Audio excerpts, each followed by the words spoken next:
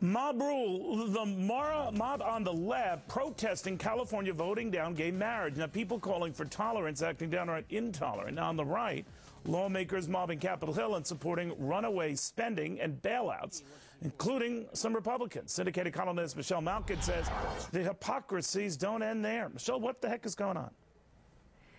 Well, in California and across the country, we're seeing the very ugly face of the anti-Prop 8 mob rule.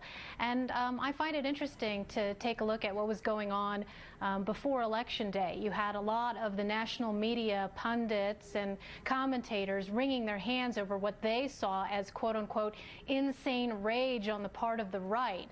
And what these people did was take a few isolated incidents, some of them contrived, some of them real, and try and extrapolate from that some huge amount of violent tendencies on the part of conservatives. Well, we lost, we took our lumps, and instead of rioting or calling for boycotts, there's been nothing but self-introspection and self-analysis and endless autopsies of what the Republican Party and conservatives need to do to shape a better message and appeal to the voters that voted against them.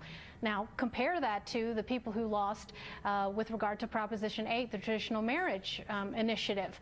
A lot of them, and it's not just a few isolated incidents, are going out there and engaging in a lot of over-the-line behavior, indecent behavior, threatening people, boycotting businesses, and essentially conducting a witch hunt against anyone who put up a sign for that proposition or donated money to it. And it's a very are you saying, atmosphere. Michelle, that they're emboldened by the election and the bigger Democratic majorities in the House and the Senate, of course, the election of Barack Obama, that they feel kind of like the wind is at their back for this kind of, put down?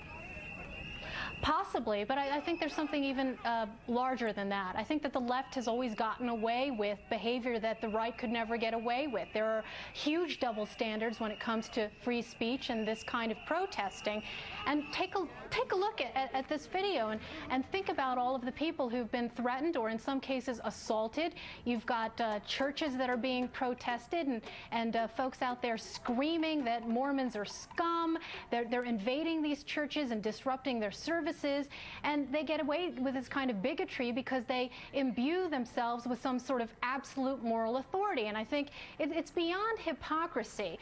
We're talking about indecent behavior, and there are very few people on the left, very few Democrat leaders, many of whom, including the top of the ticket, now our president-elect, who fashioned themselves as spokespeople for a new kind of politics. And where are they? Where are they to tell these sore losers to calm down and to work within, a democratic, peaceful system and to do a little bit of self-introspection themselves?